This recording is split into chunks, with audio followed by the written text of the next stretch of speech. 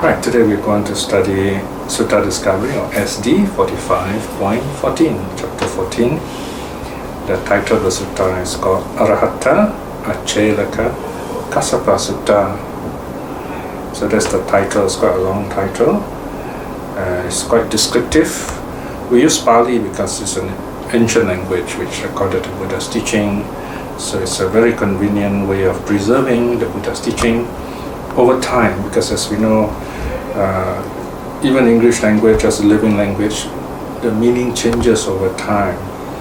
So it's good to have a kind of like a fixed language that preserves the Buddha's teaching as the Buddha has taught it. So we have this ancient language called Pali. So these words, Arahatta, Acelaka, Kassapa Sutta, is in Pali. It's a simplified form of Sanskrit, if you like. So it's one of the first things we should do when we look at the sutta is the Buddha's teaching, is of course to look at the title. Second thing, if the title is too long, we look at the reference number. The reference number is the third line. It's the third line, S49.1, right? So that is the shorter way of remembering it. You can either remember the sutta title or the sutta number S41.9. So first of all, try to understand the titles. Sutta means the Buddha's teaching, and then here Kassapa is the name of the person. Acelaka is a word meaning the kind of ascetic he was. He's what's called a naked ascetic. In the Buddha's time, they have all kinds of religious people, all kinds of strange practices. Some of them believe that if you want to be holy, you've got to give up everything, and so some of them even give up all their clothes, and so they rub themselves with ash, and they look quite strange, quite grey, and they live in the forest and so on. So he's one of those ascetics, if you like, who's not a Buddhist, and he's doing his own practice. Here, there are other suttas with the same name, Acelaka Kassapa Sutta, or the Discourse about Acelaka Kassapa. So we put the brackets in Arahatta. Arahatta means his awakening, becoming an arhat, right? So remember either the title or the sutta number. And then you see the next line, the fourth line, is the theme. The theme says, Citta, the householder, as a non-returner, and the naked ascetic Kassapa as an arhat. So this kind of a summary. Okay? So these two people, they are good friends. Okay? This Citta, the householder, he is the wisest of the lay Buddhists. Although he's a lay Buddhist, he first becomes a stream winner, and then a non-returner, and then passes away. So he is one of those lay people who is very wise, he's very good in the Dharma. Even he's so good in the Dharma that even monks come to him to ask questions. And he often speaks with the other followers of other religions, leaders of other religions, about his understanding of the Dharma. And he can be quite humorous sometimes. But today, in this story, he meets an old friend. And this friend he has known for 30 years. In other words, Citta, the householder, has been practicing Buddhist for 30 years, and his friend Kassapa has been a naked ascetic for 30 years. So they meet after such a long time, and Kassapa asked him, basically they talk to each other about their own practice, compare notes if you like. But Kassapa was surprised that after 30 years, he didn't realize anything. Whereas in the case of Citta, the householder, he's able to meditate very deep. So Kassapa is very impressed, and he decides to become a monk, to give up the wrong ways, put on robes and become a monk on account of Citta, the householder. So that's the essence of the story. And then we'll find out what happened to him in the end when he becomes a monk. So let's look at the sutta itself on page 127. You have the translation notes, and then the actual translation starts on page 127. The discourse on Acelaka Kassapa on his arhathood, S41.9. At that time, the naked ascetic Kassapa had arrived in Machika Sanda. This is the name of a distant place. It's called a forest there. he was, even when he was still a layman, an old companion of the house lord Citta. So Citta is a house lord, and he is a layman who owns property and is a practitioner. So here we have a very good example where you have layman practitioner and you have renunciants or monk and nuns who are also practitioners. So it doesn't mean we can only practice Buddhism as monks and nuns. We can practice Buddhism as a lay person also. In other words, renunciation is not to just change our clothes. Renunciation means to change our attitude also. It means to go through a deep inner change. What is this inner change? This inner change, of course, number one is to be truly happy through understanding the Buddha's teaching. And when you're happy, you become more peaceful. And when you're more peaceful, your mind is clearer, you understand things better, and you're able to make other people happy also. So this is, in a very simple way, how we renounce the world, so to speak, by letting go step by step of what are distracting, and then building up what helps us to focus our mind so that we can see things, we see true reality, in other words. Or another beautiful way of putting it, we actually begin to see the truth and the beauty of reality, of the Buddha's teaching, if you like. So let us continue now. So the house lord Citta heard thus. It is said that the naked ascetic Kassapa has arrived in Machikasanda. When he was still a layman, an old companion of mine, right? So we see here this kind of repetition. It's like music. There is this theme and it plays again over and over, because this is, remember, there's nothing written down for a long time, for hundreds of years. So here we are writing it down, so you see the repetition. Okay? So in other words, this kind of sutta is meant to be heard. We listen so that we don't forget. The repetition is to help us remember the teachings, so we don't forget. Or if we miss a line, then we just listen again, we can catch up. So 3.2, Citta, the house lord, then approached the naked ascetic Kassapa and exchanged greetings with him. When this courteous and friendly exchange was concluded, Citta, the householder, sat down at one side. Here, because he's talking to this holy man, so he shows some respect. Sitting thus at one side, Citta, the house lord, said this to the naked ascetic Kassapa: "How long, Bhante, have you gone forth?" And then Kassapa replies, "I've gone forth some 30 years, house lord." Right? Then Citta asks, "During those 30 years, Bhante," Bhante simply means sir, "have you attained dwelling in comfort, any superhuman state, tantamount to the distinctive knowledge and vision of the noble ones?" Okay, this is typical religious talk, if you like. In simplified language, it means, have you attained any level of understanding and liberation in terms of, in spiritual terms? Have you learned anything? And this Kassapa replies, "During those 30 years, house lord, I have not attained, dwelling in comfort, any superhuman state of tantamount to the distinctive knowledge and vision of the noble ones, except for nakedness and a shaven head and hair plucking." So this is what he does. You know? He goes around naked, his body rubbed with ash, shaven-headed, and he doesn't shave his hair. He plucks the hair out. So you can imagine, you know, so it's very strict, following a very painful practice.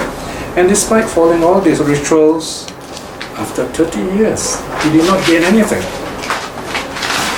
Then he asks, Citta gives a very interesting response. I mean, he's amazed after 30 years his friend didn't get anything. So this is a kind of surprise statement. He says, "Strange indeed, sir, a wonder indeed, sir, that the Dharma is so well taught." Now he's going to repeat this sentence later on when he says something happy. So this is something not so happy. He says that the Dharma is so well taught. Here the meaning is that he's so happy. He says, wow, I have practiced Dharma for 30 years also, and I've attained a very high level of understanding. But this friend of mine who has practiced 30 years, without the Dharma, he didn't get anything. It's amazing how well taught is the Dharma. So this is the understanding, right? So in other words, he's saying, this friend of mine has missed all these things. So he tells his friend, says, just to think that after 30 years, there is no attaining dwelling in comfort, any superhuman state amount to the distinctive knowledge and vision of the noble ones, except for nakedness and the shaven head and hair blocking. So he says, it's amazing. After 30 years, you did all these rituals, but you didn't live comfortably in a sense of spiritual happiness, and you didn't learn anything. Then the Kassapa asked him, section 7, but how about you? How long have you taken up lay discipleship? And then Citta replies, Bhante, it has been 30 years too for me of taking up lay discipleship. And then Kassapa asks, okay, what about you during his 30 years? Have you learned anything? And then this is the teaching of the sutta, so the main teaching. Citta replies, in simple terms, it says, he is able to meditate very deeply and is able to attain all the 4 jhanas. Now here we're talking about a lay person who's able to meditate very deeply and attain jhanas. In other words, jhanas are possible for lay people too. Of course, not everybody can attain this, but in the case of Citta, he did. How should I not, Bhante? Even as a householder, Bhante. So in other words, what the Citta is saying, of course I can, because that is the Dharma. Even as a householder, I'm able to attain it. Then he talks about the first jhana, right? First jhana is a very deep meditation. Jhana means you come to a level where you're so peaceful and you are able to let go of all the 5 senses. You're not troubled by them. You just watch the mind is so peaceful. And then even the mind doesn't trouble you. You're totally joyful with the mind. So this is the first jhana, where there's only a slight idea of what's going on. Alright? So if you look at the keywords, the first dhyana, the bold letters, the first dhyana, accompanied by initial application and sustained application, accompanied by zest and happiness born of seclusion. These are called the 5 dhyana factors. Initial application, sustained application, zest, happiness, and then seclusion, born of seclusion. Okay? That is kind of phrase for samadhi. Initial application means that the mind directs itself to the object, in a simple way of explaining it. Initial sustained application, you keep the mind there, keep it there, without being distracted. And when you do this, zest, joyful interest arises, and then there is this happiness, peace of body and mind, and born of seclusion means the mind is totally free. And then then the second jhana, you see the bold print there. Second jhana refers to when even all thoughts disappear from the mind. So that's the second jhana. And then he says he also able to attain the third jhana. The third jhana, everything is totally silent. And this is called the noble silence. We're so peaceful and so joyful. And then he goes on to say, I'm able to attain the fourth jhana too. And in the fourth jhana, you can't say you're happy or you're sad. You're beyond both joy and sorrow. So this is the kind of joy of equanimity, even a higher level of happiness through meditation. In other words, he's saying, yes, attain this very deep state of meditation, all the 4 levels of deep, very profound mental peace. So then he goes on to say, 8.3, if I, Bhante, were to pass away before the Blessed One, it would not be surprising that he would say this of me. There is no fetter by which Citta the householder, Citta the house lord, is fettered, that which would bring him back to this world. Okay, this is the Sutta's way of saying Citta has attained non-return. That means when he passes away, he will not be reborn in this world again. He has become, he's at a very high level, in other words. Right? And he's only a layman. Okay? He's already a saint.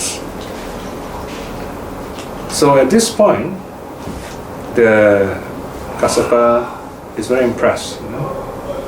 So this time, it is Kassapa who says the words, surprise words to Citta. Okay? Previously it was Citta who said this word, now it is Kassapa. He says, strange indeed, a wonder indeed, that the Dharma is so well taught. Now what's interesting here, he says the Dharma is well taught, but he's talking about Citta's state.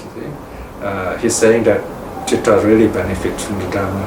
But in the earlier situation, just the opposite, Citta says, wow, the Dharma is well taught, but Kassapa did not benefit from it. So Kassapa says, the Dharma is so well taught because during these 30 years, he says, you, Citta, have become a saint who's a non-returning saint. You will be reborn, no more suffering in this world. That is wonderful. So here, what does he do? Now he's a holy man himself, so when he hears Citta saying this, he's very impressed. He decides to become a monk himself. He decides to give up the whole wrong way, which does not help. So 9.2, he says, may I, House Lord, receive going forth in the Dharma Vinaya. May I receive the ordination. Now this is the only place, I think, where you see someone requesting the ordination before a lay person. Okay? Of course, Citta doesn't ordain him.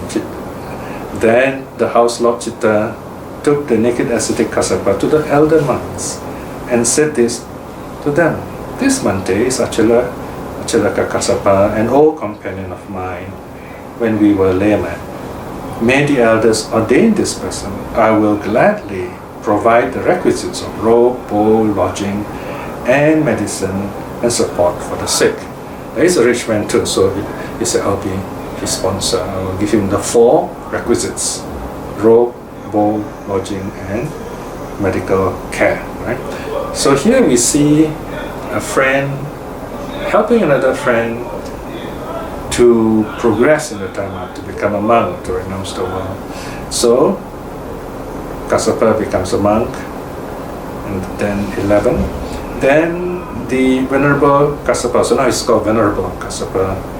But here sometimes we call him Venerable Acelaka Kassapa, so it's not confused with other Kassapas. There are many other. Kassapa is a family name, it's quite a well-known family name. Even today in India, you can see this, a clan name. Received the going forth in this Dharma Vinaya. Dharma Vinaya, that means the teaching and the training. He received the ordination. And not long after his ordination, dwelling alone, aloof, diligent, exertive and resolute, in other words, he does his meditation.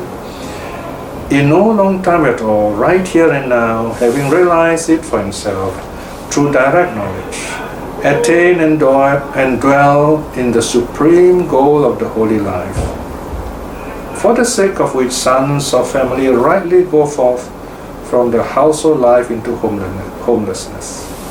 In other words, he practiced meditation as a monk, and then he directly knew birth is destroyed, the holy life has been lived, done what is to be done. There is no more of this state of being. No more of this state of being. This is enlightenment, no more rebirth.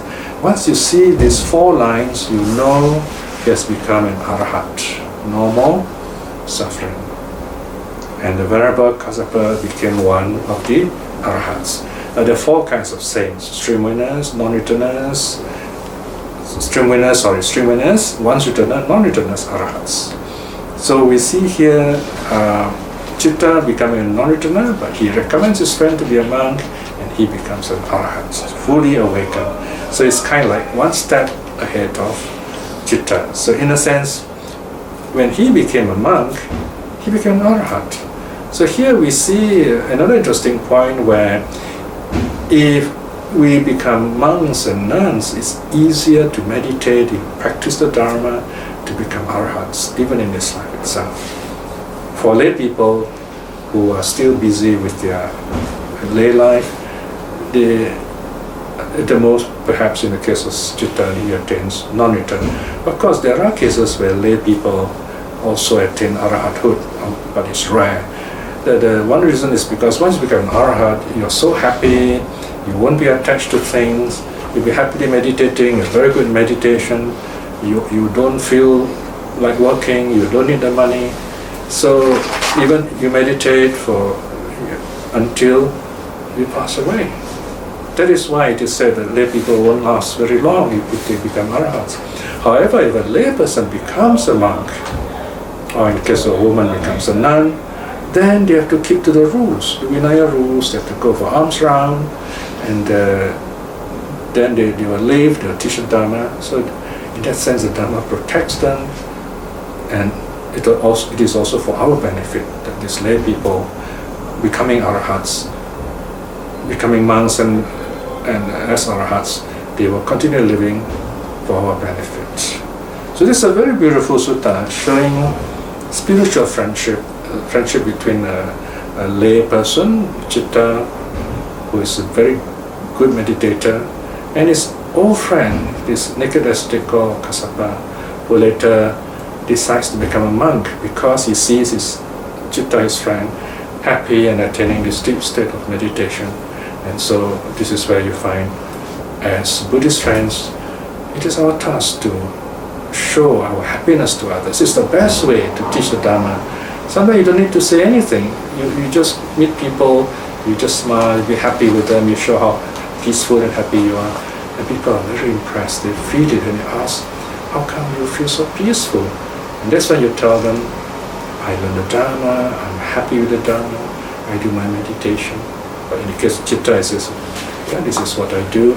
And although Citta himself is not a monk, he recommends the Dharma to his friend Kassapa, and he decides to become a monk. So in other words, Citta becomes like a bridge for Kassapa to attain even a higher level of spiritual development and become an arhat himself. Isn't that wonderful? So the sutta ends there. Okay, so we will now close this with a short reflection. The Buddha's teaching is still with us, so this is a very wonderful chance that we still have, although he has passed away so long ago, for us to study his teaching, practice his teaching. And this is like an ancient prescription. If we follow the prescription and take the medicine, we will feel the peacefulness within ourselves. In this way, we don't need anyone else because the teaching is there. Then, when we feel truly peaceful and we attain some level of understanding and awakening, then we will benefit others also. Reflecting in this way is very wonderful good karma. By the power of such good karma, may we be blessed with courage and wisdom to aspire to at least attain stream winning in this life itself. In this moment of peace, let us also send out our loving kindness to all the beings, all the people here, to all our loved ones, that they may be well and happy. And also to those whom the Dharma have not touched, may they see the Dharma in this life itself. May all beings be well and happy. Sadhu, sadhu, sadhu.